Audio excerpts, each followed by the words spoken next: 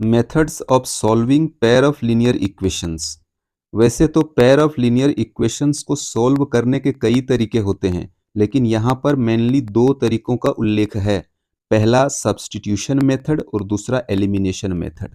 तो चलिए सबसे पहले सब्स्टिट्यूशन मेथड को समझते हैं। यहाँ पर दो इक्वेशंस दिए गए हैं। पहला 9x minus 4y is equal to 2000, इसे इक्वेशन 1 मान लेंगे। ठीक इसी प्रकार सेकंड इक्वेशन है 7x minus 3y is equal to 2000, इसे इक्वेशन 2 मान लेंगे। अब इक्वेशन 1 में जब माइनस 4y को बराबर के राइट साइड में शिफ्ट करेंगे तो माइनस 4y प्लस 4y में बदल जाएगा, यानी कि 4y का जो माइनस साइन है वो प्लस साइन में चेंज हो जाएगा। तो यहाँ पर हम लिखेंगे 9x is equal to 2000 plus 4y। बराबर के लेफ्ट साइड में माइनस 4y था, जब राइट साइड में शिफ्ट हुआ तो प्लस 4y हो गया। अब 9 और x के बीच में मल्टीप्लाई का साइन है। अब 9 को जब राइट साइड में शिफ्ट करेंगे तो 9 डिवीजन में आ जाएगा। तो इस प्रकार हम यहाँ पर लिखेंगे x बराबर 2000 प्लस 4y अपॉन में 9 और इसे इक्वेशन 3 मान लेंगे। अब x के इस वैल्यू को हम इक्वेशन 2 में पुट करेंगे। जहां पर x है वहां पर हम x के इस वैल्यू को रख देंगे। तो सबसे पहले यह 7 है तो 7 लिखेंगे, फिर मल्टीप्लाई का साइन देंगे और इस x के जगह पर इसको पूरा का पूरा लिख देंगे 2000 प्लस 4y अपॉन 9। उसके बाद माइनस 3y है तो यहाँ पर माइनस 3y लिख देंगे और इक्वल्स टू में 2000 लिख देंगे। अब इस 9 को माइनस 3y से मल्टीप्लाई करेंगे तो आएगा 7 into 2000 plus 4y minus 27y और अपॉन में 9 और इक्वल्स टू में 2000 है तो 2000 लिख देंगे। उसके बाद 7 को 2000 से मल्टीप्लाई करेंगे, फिर 4y से मल्टीप्लाई करेंगे और 9 को 2000 से मल्टीप्लाई करके लिख देंगे। तो 7 को जब 2000 से मल्टीप्लाई करेंगे तो आएगा 14000। उसके बाद 7 को जब 4y से मल्टीप्लाई करेंगे तो आएगा प्लस 28y। उसके बाद माइनस 27y है, उसको एज इट इज यहाँ पर लिख देंगे और 9 को जब 2000 से मल्टीप्लाई करेंगे तो आएगा 18000। फिर इक्वल्स टू में हो जाएगा 14000। 28y में 27y माइनस करेंगे तो y आएगा, इक्वल्स टू में 18000 है तो यहाँ पर इक्वल्स टू में 18000 लिख देंगे। अब 14000 को बराबर के राइट साइड में शिफ्ट करेंगे तो माइनस 14000 हो जाएगा।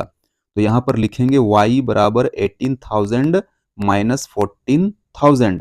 अब y बराबर हो जाएगा 4000, यानी 18000 में जब 14000 को माइनस करेंगे तो आएगा 4000। तो इस प्रकार y बराबर निकला 4000। अब हम क्या करेंगे, y के इस वैल्यू को जो y बराबर 4000 निकला है इसे इक्वेशन 3 में पुट कर देंगे, यानी कि जहां पर y है वहां पर 4000 रख देंगे। यहां पर लिखेंगे putting the value of y in equation 3। तो सबसे पहले x बराबर में लिखेंगे 2000 है यहाँ पर तो 2000 लिखेंगे, फिर प्लस है प्लस लिखेंगे, फिर 4 है 4 लिखेंगे। उसके बाद इनटू का साइन देंगे और y के जगह पर लिख देंगे ये 4000। तो 4000 यहाँ लिखेंगे और नीचे 9 है 9 लिख देंगे। इक्वल्स टू में लिखेंगे 2000 प्लस, अब 4 को 4000 से मल्टीप्लाई करेंगे तो आएगा 16000 अपॉन में 9 है 9 लिख देंगे। अब 2000 और 16000 को ऐड करेंगे तो आएगा 18000, नीचे 9 है 9 लिख देंगे। अब 18000 को 9 से डिवाइड करेंगे तो आएगा 2000। तो इस प्रकार x का जो वैल्यू आया वो 2000 है। तो x बराबर 2000 आया और y बराबर 4000 आया।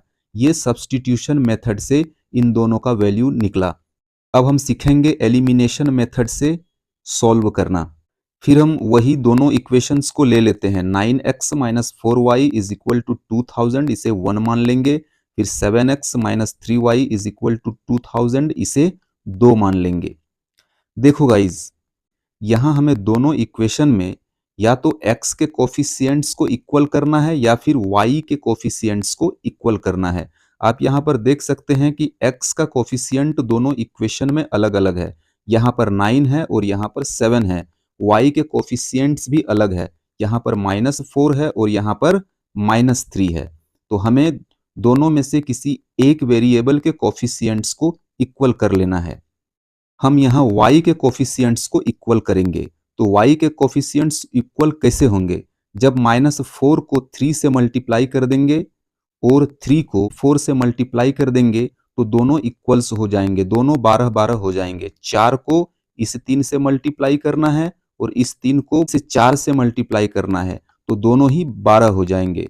तो यहाँ पर हम लिख देंगे इंटू में 3 और यहाँ इंटू में 4। यहाँ इंटू में 3 लिखने का मतलब हो गया कि इस पूरे लीनियर इक्वेशन को 3 से मल्टीप्लाई किया जाएगा, और यहाँ इंटू में 4 लिखने का मतलब हुआ कि इस पूरे लीनियर इक्वेशन को 4 से मल्टीप्लाई किया जाएगा।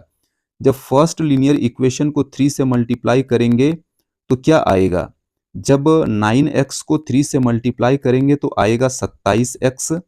ठीक इसी तरह 3 को -4y से मल्टीप्लाई करेंगे तो आएगा -12y, और 3 को जब 2000 से मल्टीप्लाई करेंगे तो आएगा 6000। इसी प्रकार 4 को जब 7x से मल्टीप्लाई करेंगे तो आएगा 28x। फिर 4 को -3y से मल्टीप्लाई करेंगे तो आएगा -12y, और 4 को जब 2000 से मल्टीप्लाई करेंगे तो आएगा 8000। अब हम दोनों को माइनस कर देंगे, तो इसके लिए जहां पर प्लस का साइन है वहां पर माइनस का साइन लगाएंगे, और जहां पर माइनस का साइन है वहां पर प्लस का साइन लगाएंगे। अब देखिए यहाँ पर 27x और यहाँ पर -28x है, यहाँ पर -12y और यहाँ पर +12y है।